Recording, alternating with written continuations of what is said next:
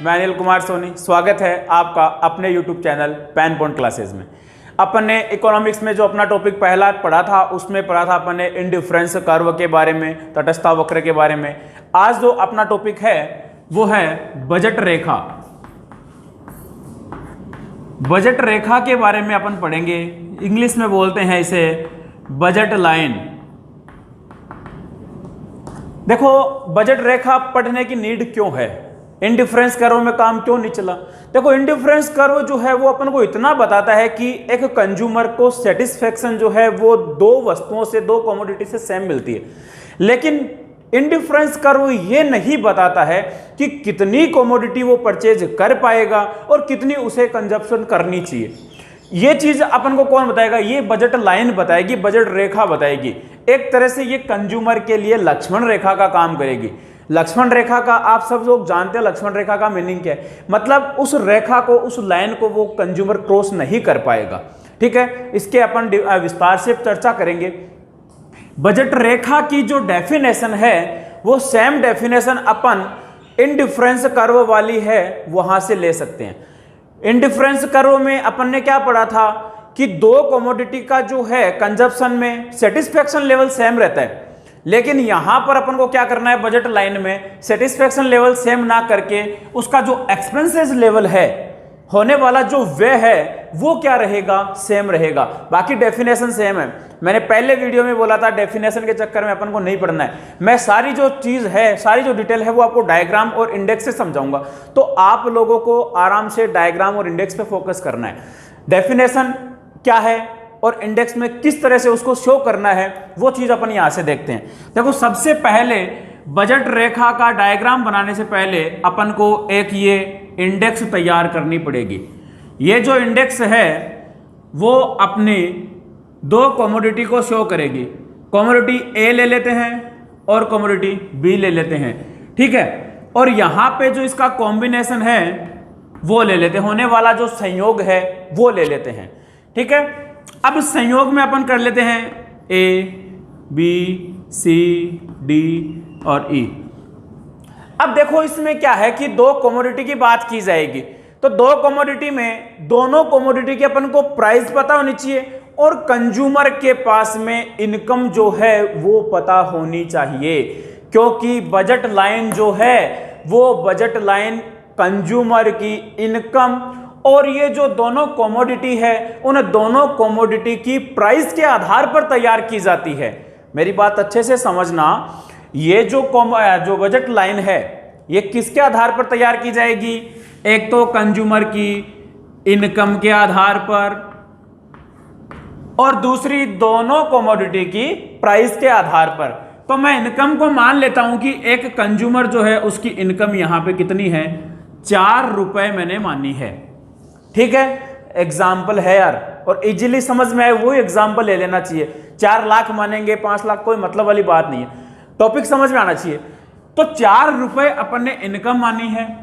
पहली जो कमोडिटी है उसकी प्राइस जो है वो 1 रुपया है। कितना है?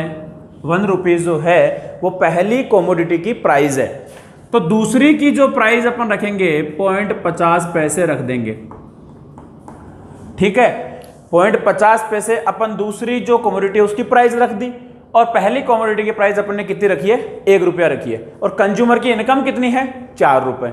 अब क्या करना है कि कंज्यूमर जो है प्रत्येक कॉम्बिनेशन पे जाएगा और ये देखेगा कि मुझे जो है दोनों में से कौन सी कमोडिटी है उसका कंजप्शन करना है, लेकिन मैंने पहले बताया था उस पे होने वाला जो एक्सपेंसेस लेवल है वो सेम रहेगा। कैसे? अब पहला कॉम्बिनेशन वो लेता है और वो क्या करता है, ए कमोडिटी की 0 क्वांटिटी का कंजप्शन करता है। उसे ये लगा कि नहीं यार बी जो कमोडिटी है उसी में कंजप्शन करने में मजा मिलना है।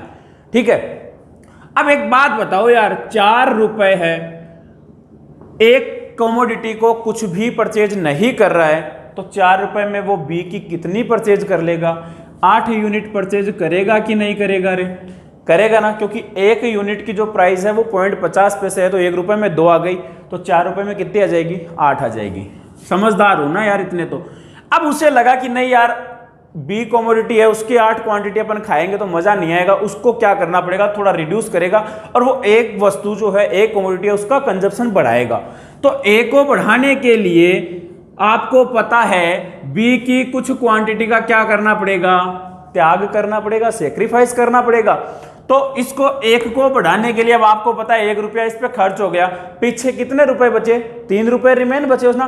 तो 3 रुपए से उसने क्या किया, बी कमोडिटी को परचेज कर लिया, कंजप्शन कर लिया। लेकिन होने वाला जो एक्सपेंसेज है, मैं यहाँ पे एक्सपेंसेज लिख देता हूँ, 4 रुपए है, यहाँ पर भी 4 रुपए हो रहे हैं। अब उसको जो है एक कमोडिटी में थोड़ा मजा आने लगा, तो उसने क्या किया, इसकी एक क्वांटिटी और इंक्रीज कर दी। इसको इंक्रीज करेगा तो इसको क्या करना पड़ेगा, डिक्रीज करना पड़ेगा। क्यों, अपन ने पहले इसको लिमिट में बांध दिया था, उसके पास में रुपए ही 4 है और बजट रेखा बताती है ये कि आप अपने बजट के बाहर नहीं जा सकते। समझ में आ रही बात। तो यहां से इसने क्या किया, अब ये इसको 2 खरीदेगा तो इसकी कितनी खरीदेगा, फिर 4 खरीदेगा। ठीक है, क्योंकि 2 रुपए पीछे बचे तो 2 रुपए में 4 खरीद सकता है बी की। फिर उसको 3 खरीदा तो यहाँ पे 2। अब इसने सारा जो इनकम है वो किस पर खर्च कर दिया, एक कमोडिटी पर कर दिया। तो पीछे जो बी है उसकी कितनी आएगी, 0 आएगी कि नहीं आएगी। अब होने वाला एक्सपेंसेस आपने देखा होगा कि पूरा जो है वो 4 रुपए है। तो मैंने डेफिनेशन क्या बताई थी, 2 वस्तुओं का ऐसा कॉम्बिनेशन, ऐसा संयोग जिसके प्रत्येक संयोग पर होने वाला जो व्यय है वो क्या है, एक समान रहेगा। उसे अपन क्या कह देंगे, बजट लाइन, या इसको जिस रेखा के, जिस लाइन के द्वारा शो कर दिया जाएगा उसे क्या कह देंगे अपन, बजट लाइन कह देंगे। समझ में आ रही है बात। ठीक है, तो यहां से ये अपनी इंडेक्स बन गई। अब मैंने कहा था कि इस इंडेक्स को अपन जिस डायग्राम से शो कर देंगे तो वो अपना बजट रेखा बन जाएगा, बजट लाइन बन जाएगा। तो दिक्कत कहां आ रही है, बना लो। ये काम तो मैंने बोला था इकोनॉमिक्स में करना ही है आपको। ओ अक्स ओ वाई बताया था कि जब 2 कमोडिटी की बात आ जाए तो अक्स पर क्या शो करना है और वाई पर क्या शो करना है। जो इंक्रीजेबल जो कमोडिटी है उसको अपन अक्स पे शो करेंगे। तो यहां पर है ये ए कमोडिटी और वाई पर अपन क्या ले लेंगे, बी कमोडिटी। ठीक है, तो यहां से 0 से 1 2 3 और 4 आराम से समझ में आ रही है। अब यहां पे b है, मिनिमम अपने पास में 0 है और मैक्सिमम कितना है 8। वही अपन को स्केल लेना है, पैमाना लेना है। पैमाना लेके चल लो यहाँ पे 2 के हिसाब से, 2 4 6 और 8। कोई तकलीफ थोड़ी है, आराम से समझ में आ रही है। करना क्या है, वही डॉट टू डॉट मिलाना है और फिर फ्री हैंड से मिलाना है, कोई दिक्कत नहीं है। अब देखो 0 पर कितनी है, 0 पर 8, तो 0 पर 8 के सामने एक डॉट लगा दो, लगा दिया। 1 के सामने कितना है, 6 है, तो 1 के सामने 6 पे लगा दो, आराम से समझ में आने वाली बात है। फिर 2 पर कितना है, 4 है, ये 2 पर 4 के सामने लगा दो, 2 पे यहाँ पे 4 के सामने यहाँ लग जाएगा ये। फिर 3 पर कितना है, 3 पर 2 है, तो ये 3 पर 2 लग जाएगा यहाँ पे। और फिर कितना है, 4 पर 0 है, तो 4 पर 0 है। तो इस तरह से ये जो है एक सीधी रेखा के रूप में मिलेगा। ये एक सीधी रेखा बनेगी, बजट लाइन जो है वो बिल्कुल सीधी बनेगी। आप अब स्केल का यूज़ भी कर सकते हो, चाहे फ्री हैंड मिला सकते हो। बताया था डायग्राम को अच्छा बनाने के लिए अपन को इसको सर्किल में डाल देना चाहिए, तो अपन ने ये सर्किल में डाल दिया। ये ए हो गया, ये बी कॉम्बिनेशन, ये सी कॉम्बिनेशन, ये डी कॉम्बिनेशन और ये ई कॉम्बिनेशन। ये जो डायग्राम बना है वो किसका बना रे, बजट लाइन का ही बना ना, बजट लाइन, बजट लाइन या बजट रेखा का डायग्राम ही तो बना है ये। ठीक है, अब देखो यहां से इंपॉर्टेंट क्वेश्चन क्या बनता है एग्जाम में, बजट रेखा नाम ना देके आपसे एग्जाम में सीधा क्वेश्चन पूछ लिया देता है, वो बावड़ा बना देता है कि कीमत रेखा किसे कहते हैं। तो कंफ्यूज में नहीं आना है, बजट रेखा या बजट लाइन का जो दूसरा नाम है वो प्राइस लाइन भी है, कीमत रेखा भी है। क्या है, कीमत रेखा। सर बताओ क्यों है ये कीमत रेखा। बजट लाइन तो समझ में आ गई कि इसको 4 रुपए जो इनकम है उसका जो बजट है उसके बेस पर बनाया जा रहा है, इसलिए इसको बजट रेखा या बजट लाइन कहा जाता है। आपने कीमत रेखा क्यों कहा सर, तो क्यों का जवाब है दोनों कमोडिटी की जो प्राइस है उसके बेस पर भी तो बनाया जा रहा है, 1 रुपया और 50 पैसे के आधार पर भी तो इसका निर्माण किया जा रहा है। अगर ये नहीं होते, एक कंज्यूमर को केवल इनकम का ज्ञान है, इनकम पता है, और सामने वाली जो कमोडिटी है उसकी प्राइस का उसको नॉलेज ही नहीं है, तो वो कहां से बजट लाइन का निर्माण कर पाएगा, कहां से वो अपना सेटिस्फेक्शन लेवल गेन कर पाएगा। तो इसलिए इसको क्या कहा जाता है, प्राइस लाइन के नाम से भी जाना जाता है। समझ में आ रही है ना अच्छे से? तो कीमत रेखा बोल दिया ना, इसको कोई दिक्कत थोड़ी है। कई बार इसको ना एक नाम से और जाना जाता है, संभावित सीमा रेखा।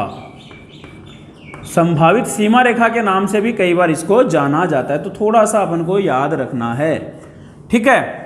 तो ये हो गया अपना बजट डायग्राम, बजट लाइन का जो डायग्राम है। अब देखो कई बार आप लोगों से पूछते हैं कि बजट रेखा का जो स्लोप है, बजट लाइन का जो स्लोप है, इसका जो ढलान है वो कैसा होता है। क्वेश्चन आया हुआ है एग्जाम में 12th क्लास में। और अगर आप CS CPT की तैयारी भी कर रहे हो, CS की तैयारी को, तो उसमें भी ऐसे छोटे छोटे क्वेश्चन पूछते हैं कि जो बजट लाइन का जो स्लोप होता है वो कैसा होता है। तो ध्यान से सुन लेना, इसका जो स्लोप होता है वो कैसा होता है, ऋणात्मक होता है, नेगेटिव होता है। कैसा होता है, ऋणात्मक या नेगेटिव। मैंने बताया था इकोनॉमिक्स में कोई भी डायग्राम ऊपर से नीचे की तरफ जा रहा है तो वो नेगेटिव होगा, और नीचे से ऊपर की तरफ जा रहा है तो वो पॉजिटिव होगा। ये डायग्राम कहाँ जा रहा है, ऊपर से नीचे की तरफ जा रहा है, तो इसलिए इसको क्या बोल देंगे अपन, नेगेटिव स्लोप वाला बोल देंगे। कई बार क्या होता है, इतनी सी बात ना पूछकर ये पूछ लेता है कि इसका जो बजट लाइन का जो ढलान है उसका नेगेटिव होने का फॉर्मूला क्या है, उसका जो सूत्र है वो क्या है। इसका जो सूत्र है, समीकरण जो है वो बोलते हैं px बट्टा py, और यहां पे ये नेगेटिव साइन को शो करता है। अगर आपसे पूछ ले इसके स्लोप का जो फॉर्मूला है, इसके ढलान का जो सूत्र है वो क्या है, एग्जाम में आया हुआ है कि इसके ढलान का जो सूत्र है वो क्या है, px बट्टा py, px बट्टा py, क्योंकि ये दो वस्तुओं की कीमत के आधार पर बनाया जा रहा है। एक वस्तु की अतिरिक्त मात्रा बढ़ाने के लिए दूसरी वस्तु का क्या किया जा रहा है, त्याग किया जा रहा है, रिड्यूस किया जा रहा है। इसलिए इसका ये जो स्लोप है उसका फॉर्मूला ये होगा। यहां तक कोई दिक्कत नहीं है। अब क्या होता है, एक नाम और आता है budget set, budget set. English में भी बजट सेट ही बोलेंगे रे इसको, और हिंदी में भी बजट सेट ही बोल दो, ठीक है। अब क्या है, बजट सेट का जो समीकरण पूछता है, इसका इक्वेशन पूछा जाता है कि इक्वेशन क्या होता है। देखो बजट सेट का इक्वेशन यही है जो मैंने इंडेक्स बनाई है, बस इसको एक इक्वेशन फॉर्मूले के रूप में दिखाना है। मैं आपको समझा दूंगा, फिर आपके समझ में आएगा कि सर आपने तो पहले समझा दिया था, इक्वेशन तो हमें आती है। देखो क्या होता है, इसका इक्वेशन का क्या है, m बराबर x1 dot p1 plus x2 dot p2, और इसके बाद में ये n तक, अगर आगे भी कोई कमोडिटी है तो n तक जाएगा। बहुत ध्यान से समझने वाली बात है, अच्छे से समझ लेना। ये समीकरण क्या बताता है, ये इक्वेशन क्या बताता है, m का मतलब है कंज्यूमर की इनकम, ठीक है। x1 का मतलब है पहली जो कमोडिटी है उसकी क्वांटिटी कितनी है, समझ में आ रही है। P1 का मतलब है पहली जो कमोडिटी है उसकी प्राइस कितनी है, समझ में आ रही है बात। x2 का मतलब है दूसरी कमोडिटी की क्वांटिटी कितनी है, और P2 का मतलब क्या है, दूसरी कमोडिटी की प्राइस कितनी है। समझ में आ गई ना बात। अब इसको इक्वेशन में शो कर दो। अब आप कहोगे सर इस कॉम्बिनेशन को है ना इस फॉर्मूले से हल करके बताओ, तो कर देंगे। सी वाले को मैं सॉल्व कर रहा हूं, मेरे को नहीं पता इनकम कितनी है, लेकिन मेरे को इतना पता है कि एक कमोडिटी जो है उसकी क्वांटिटी मेरे पास में कितनी है, 2 है, ये 2, ये डॉट जो है वो इनटू है, मल्टीप्लाई का निशान है। अब P1 इस कमोडिटी की प्राइस कितनी है, 1 रुपया, ये 1 रुपया यहां पे लगा दिया, प्लस लगा दिया। x2 कौन सी है, ये रे, x2 की कमोडिटी कितनी है, 4 है, क्वांटिटी कितनी है x2 की, 4 है ना, तो यहां पे क्या कर दिया 4, मल्टीप्लाई बाय किससे करेंगे, P2 कितनी बताई थी मैंने, 0.5, ये 0.5 या 0.50 बोल दो। अब इसको सॉल्व करके देख लो, 2 को 2 से करेंगे 2, 2 को 1 से करना तो 2 आना है, प्लस 4 को अगर 0.5 से करेंगे तो मल्टीप्लाई करके देखो 2 आना है। ठीक है, तो यहाँ पे जो आपका फॉर्मूला बना वो कितना है, 4 रुपये एक्सपेंसेस में आ रहा नहीं आ रहा है, होने वाला खर्चा यहाँ भी कितना था 4 और यहाँ भी कितना है 4। कोई भी इक्वेशन, कोई भी जो कॉम्बिनेशन है वो उठा के देख लो, हर जगह ये होने वाला जो कॉम्बिनेशन है वो क्या आएगा, होने वाला जो एक्सपेंसेस है वो क्या आएगा, 4 रुपये ही आएगा। इसलिए ही तो बजट रेखा को बोला जाता है कि 2 कॉम्बिनेशन जो है, 2 कमोडिटी का कॉम्बिनेशन है, वहां पर अगर कोई कंज्यूमर इसको बाई कर रहा है, खरीद रहा है, तो होने वाला जो एक्सपेंसेस लेवल है वो क्या रहता है, सेम रहता है। यहां तक आपको कोई दिक्कत थोड़ी है, कोई तकलीफ थोड़ी आ रही है, समझ में आ रही है ना अच्छे से? ठीक है, अब यहां से आप लोगों के दिमाग में सवाल उठता है कि सर ये जो बजट रेखा आपने बना तो दी, लेकिन आप हमें ये तो बताओ कि इस बजट रेखा के बाहर अगर कोई कमोडिटी है तो क्या उसको कंज्यूमर परचेज कर पाएगा? समझदार हो यार, मैंने पहले ही बोला ये लक्ष्मण रेखा है, और लक्ष्मण रेखा में ग्राहक जो है ये लक्ष्मण रेखा तक ही रह सकता है, इसके ऊपर तक घूम सकता है, इसके अंदर तक घूम सकता है, लेकिन यहां पर नहीं जा सकता, बाहर कहीं भी नहीं जा सकता। क्यों? उसे अपनी लिमिट का ध्यान रखना पड़ेगा, उसकी इनकम का ध्यान रखना पड़ेगा। अब सवाल ये उठता है, एग्जाम में सवाल क्या आता है कि एक कंज्यूमर अपनी बजट रेखा के भीतर किसी वस्तु का कंजप्शन कर सकता है क्या? जवाब होगा बिल्कुल कर सकता है। भीतर अंदर की तरफ कर सकता है, बिल्कुल, कहां पर भी गो कर सकता है, बिल्कुल सही है। बजट लाइन जो है इसके ऊपर अगर कोई कमोडिटी है, क्या उसको कंजप्शन कर सकता है? बिल्कुल कर सकता है, 4 रुपए तक तो खर्च कर ही सकता है। तो ये जो लाइन है वो 4 रुपए को शो कर रही है, लेकिन क्या बजट रेखा के बाहर जाके कर सकता है? बाहर जाते तो हरण हो जाएगा, समझ रहे हो ना? लक्ष्मण रेखा को क्रॉस करते तो क्या होना है, समझ में आ रही है बात? तो उसको तो ध्यान ही नहीं देना, बाहर कुछ पड़ा है उसको कोई मतलब नहीं है। हाँ, एक कंडीशन पे आप यहां जा सकते हो, वो कंडीशन क्या है? अपनी इनकम बढ़ा लो यार। अरे इनकम बढ़ा लोगे तो आप यहां से यहां भी तो जा सकते हो, उसे बोलते हैं budget line shifting, budget line का शिफ्ट होना। क्या है ये सिस्टम, वो भी मैं आप लोगों को बता देता हूं। बजट लाइन का शिफ्ट होना क्या होता है, देखो ये आप यहां से इसका थोड़ा सा सिस्टम देख लेना, और स्क्रीनशॉट लेना चाहो तो ले लो, ठीक है? हाँ, स्क्रीनशॉट ले लो अगर ले हो तो। मैं इसको हटा रहा हूं यहां से, मैं आपको यहां से बता रहा हूं बजट लाइन का शिफ्ट होना, कि बजट रेखा जो है वो शिफ्ट किस कंडीशन में होती है। बहुत आसान है, बहुत इजी है। ये लो, रफली मैंने बजट रेखा बना दी, ठीक है? ये ओ एक्स हो गया, ये ओ वाई हो गया, और ये एक बजट रेखा जो है मैंने ए बी बना दी। अब ये शिफ्ट क्या है कि ये एक मेरी इनकम को शो कर रही है। मान लो मेरी इनकम जो है मैं 100 रुपीज मान रहा हूं यहाँ पे, वहां पे 4 थी, यहाँ पे एग्जाम्पल रफली समझा रहा हूं। ये जो इनकम है वो 4 रुपए को बता रही है। अब मैंने बताया बजट लाइन शिफ्ट हो सकती है क्या? हो सकती है। अगर मेरी इनकम बढ़कर कितनी हो जाएगी, 200 रुपए, तो मेरी बजट रेखा या नीचे की तरफ जाएगी, ऊपर की तरफ जाएगी? अपवर्ड शिफ्ट हो जाएगी ना, ऊपर की तरफ शिफ्ट हो जाएगी। ये लो, मेरी जो बजट रेखा है वो ऊपर की तरफ क्या हो गई, शिफ्ट हो गई, और इसको अपन A1 और B1 नाम दे देंगे। मतलब उसका जो परचेजिंग जो क्राइटेरिया है वो बढ़ जाएगा, वो क्वांटिटी जो पहले परचेज कर पा रहा था उससे ज्यादा परचेज करेगा। समझ में आ रही है ना बात? 100 से सीधी डबल इनकम हो गई। तो अगर पूछ ले क्वेश्चन कि अगर एक उपभोक्ता की इनकम में वृद्धि हो जाती है, इंक्रीज हो जाती है, तो उसकी बजट रेखा पर क्या प्रभाव पड़ेगा? तो बजट रेखा जो है वो अपवर्ड शिफ्ट हो जाएगी। याद रखना, अपवर्ड शिफ्ट हो जाएगी। और यही क्वेश्चन अगर पूछ ले कि इसकी इनकम में कमी आ जाए, डिक्रीज हो जाए, 100 से कितनी हो जाए, 50 हो जाए, तो आपकी जो बजट रेखा है वो कहाँ की तरफ शिफ्ट हो जाएगी? डाउनवर्ड शिफ्ट हो जाएगी, नीचे की तरफ जो है। इसको मान लो अपन नाम दे A0 और B0 नाम दे देते हैं। तो ये डाउनवर्ड शिफ्ट हो जाएगी, वो पहले की तुलना में कम कमोडिटी का क्या कर पाएगा, कंजप्शन कर पाएगा। समझ में आने वाली बात है ना? तो ये हो गया बजट लाइन का शिफ्ट होना, ठीक है? तो ये इतना जो अपन ने पढ़ा है वो बजट लाइन से संबंधित सारा मैटर है, ठीक है? अब कई बार क्या होता है कि बजट रेखा में जो यहाँ का जो अक्ष वाला जो हिस्सा है और वाई वाला हिस्सा है वो भी क्या हो जाता है, शिफ्ट हो जाता है। कैसे? इसको भी थोड़ा समझ लेते हैं। ये तो समझ में आ गया होगा, बजट लाइन पूरी ही शिफ्ट हो जाना, ये तो डिपेंड करता है इनकम पर, जब दोनों वस्तुओं की प्राइस क्या रहेगी, कांस्टेंट रहेगी।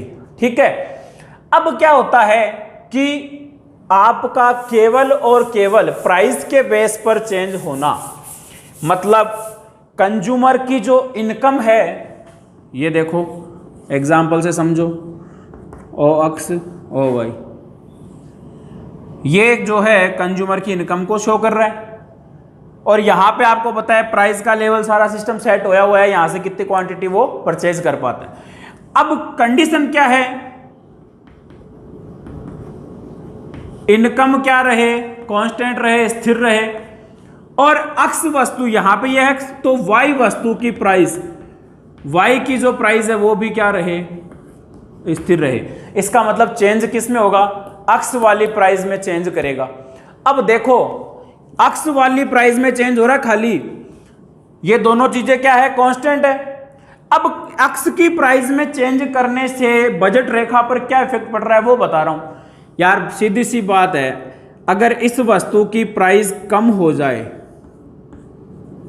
इस वस्तु की मतलब बी है ना यहां पे, इसकी प्राइस कम हो जाए तो अपन क्या करेंगे, जो इसकी क्वांटिटी परचेज कर रहे थे वो क्या कर देंगे, बढ़ा देंगे। यहां पे डिमांड का रूल लागू हो जाएगा कि जब किसी कमोडिटी की जो प्राइस डाउन होती है तो अपन उसकी जो क्वांटिटी है वो इंक्रीज कर देते हैं। प्राइस कम, अगर किसी भी वस्तु की बाजार में कीमत कम हो जाएगी तो अपन उसकी जो क्वांटिटी ज्यादा ही खरीदेंगे ना। तो ये है, यहां से प्राइस की पहली कंडीशन क्या है, प्राइस कम होना। तो प्राइस कम होगा तो ये जो बजट रेखा है वो किधर की तरफ शिफ्ट होगी, ये जो यहां से हिलेगी, यहां से कुछ नहीं हिलेगा इसमें, ये यहां से हिलकर इतना ये अपवर्ड शिफ्ट में चला जाएगा। क्यों, क्योंकि इतना हिस्सा अपन प्राइस कम होने से और परचेज कर सकते हैं। समझ में आ रही है बात, प्राइस कम हुई है ना, तो प्राइस कम होगी तो क्वांटिटी ज्यादा खरीदेंगे, क्वांटिटी ज्यादा खरीदेंगे तो अपना यहां से जो हिस्सा है ये क्या हो जाएगा, आगे की तरफ शिफ्ट हो जाएगा, क्योंकि ये अपने पावर को शो कर रहा है कि अपन इतना जो है और परचेज कर सकते हैं। समझ में आ रही है बात। और दूसरी कंडीशन कि अगर प्राइस बढ़ जाए तो सीधी सी बात है, किसी भी कमोडिटी की अगर प्राइस बढ़ती है तो अपन डिमांड रूल के अकॉर्डिंग क्या करते हैं, उसकी क्वांटिटी को कम परचेज करते हैं। और जैसे ही अपन कम परचेज करेंगे तो ये जो बजट लाइन है वो अंदर की तरफ शिफ्ट हो जाएगी, नीचे की तरफ सरक जाएगी थोड़ी सी, तो यहां से अपन इसको ये शो कर देंगे। क्यों, क्योंकि पहले वो इतना खरीद पा रहा था, अब उसकी प्राइस बढ़ गई, बढ़ेगी तो वो क्या कर देगा, कम कर देगा। समझ में आ रही है ना बात। ठीक है, तो ये सीन है प्राइस कम। और अगला जो टॉपिक अपन लेके आएंगे, अगली जो यूनिट होगी ना अपनी, अगला चैप्टर जो भी है उसमें अपन डिमांड सप्लाई का ही पढ़ेंगे सारा सिस्टम, तो वहां से ये चीज अच्छे से और समझ में आएगी।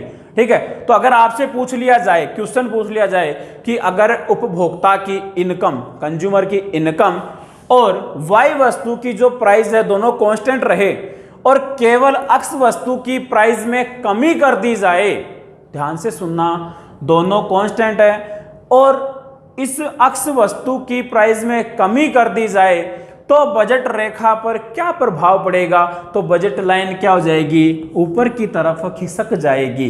ठीक है ना, रोटेट हो जाएगी, रोटेशन है, इसको अपन बोल सकते हैं बजट लाइन का रोटेशन भी बोल सकते हैं। बजट लाइन का शिफ्ट होना अलग मैटर है और बजट लाइन का रोटेशन होना अलग सिस्टम है, क्योंकि बजट लाइन जो शिफ्ट होती है वो कंज्यूमर की इनकम के आधार पर शिफ्ट होती है और जो रोटेट होती है वो प्राइस के आधार पर रोटेट होती है। समझ में आ रही ना, क्योंकि इसमें जो इनकम है वो क्या रह रही है, कांस्टेंट रह रही है।